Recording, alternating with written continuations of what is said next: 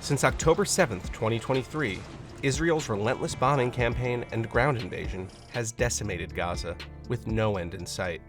Over the last year, at least 1,100 Israelis and at least 42,000 Palestinians have been killed. While the Gaza genocide is at the center of this story, much of what's happened since October 7th has had massive repercussions elsewhere too. We spoke to political analyst Mouin Rabbani about what's changed, not only in Gaza, but also in the occupied West Bank and within Israel itself. There's also Israel's biggest backer, the US, and a shift in the balance of power being felt around the world. I think there has been a fundamental shift in Western public opinion. Israel can no longer pretend that it is a liberal democracy, that it is a state that respects fundamental rights or fundamental rules of international conduct. That's simply no longer possible.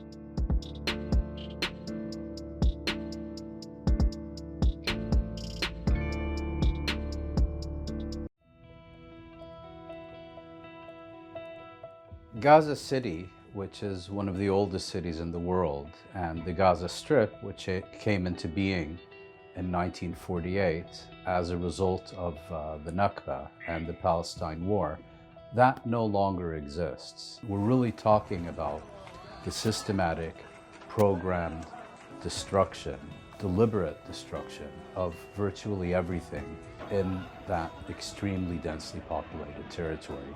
There's, of course, the war of annihilation being waged against the Palestinian people in the Gaza Strip. And this has included tens of thousands of dead, many more wounded, and millions of displaced. And then there is the other aspect, which is a systematic destruction of the Gaza Strip's civilian infrastructure, the educational sector, the health sector, a huge percentage of residential buildings, and so on. The Gaza Strip has been thoroughly transformed beyond recognition, not because of armed hostilities between belligerent parties, but as part of a deliberate, premeditated Israeli strategy to make the Gaza Strip unfit for human habitation.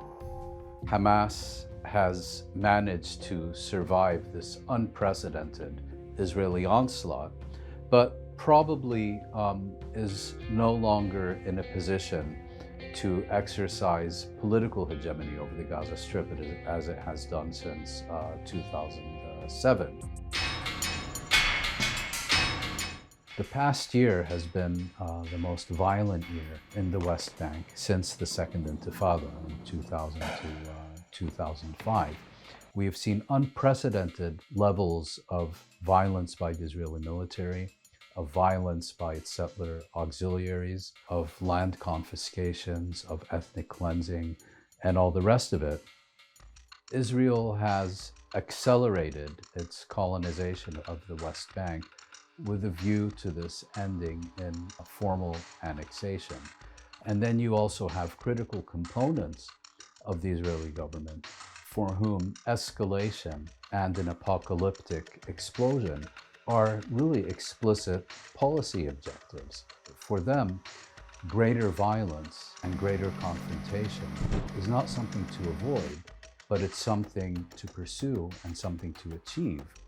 The real tragedy here is that Israel's sponsors and allies in the West, they know exactly what's going on, but through either active support or passive acquiescence, they're doing everything possible to enable Israel to fulfill its agenda in the West Bank. There is a view among the Israeli leadership and very many of its adherents that Israel and Zionism can only achieve fulfillment through territorial expansion and increasingly through not only the ethnic cleansing of the Palestinians, but through outright annihilation of the Palestinians, in other words, genocide. Israel and Israeli society during the past year has become both more polarized and more unified. On domestic issues, Israeli society is increasingly polarized. But when it comes to really the big issue, namely Israel's relationship with the Palestinians, Israel's relationship with the surrounding region, I would argue that Israeli society is today, on the one hand, also more unified, and secondly, has reached unprecedented levels of irrational hysteria. One need only look at the kinds of things one sees on social media, in the Israeli media, the kinds of genocidal statements being made by Israeli leaders, opinion makers. אז אנחנו צריכים שיקרה האסון הזה כדי להבין שהפלסטינים זאת קבוצה מיותרת, כדי להבין שיכול להיות שמה שהם צריכים זה נכבה 2. I mean, you actually had mass riots being led by government ministers, by members of parliament, by activists in support of gang rape. Israel has reached a level of what I would call genocidal hysteria that we really haven't seen in Israel and even in many right-wing sectors of Israeli society before. In order to properly understand this, we need to look not only at Israel and Israeli society, but also at the relationship between Israel on the one hand and its sponsors and allies and enablers, primarily in the West, on the other, because it's a kind of symbiotic relationship. The more complacency, the more passive acquiescence, the more active support Israel receives for its policies towards the Palestinians, the clearer the message to Israel that anything goes, we have your back.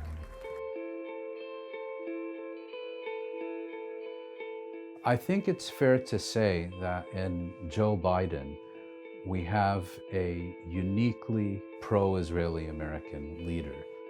Were there not an Israel, the United States of America would have to invent an Israel to protect her interest in the region. From a proud Jewish Zionist to a proud Irish American Zionist, I want to thank you for 50 years of public service and 50 years of support for the State of Israel.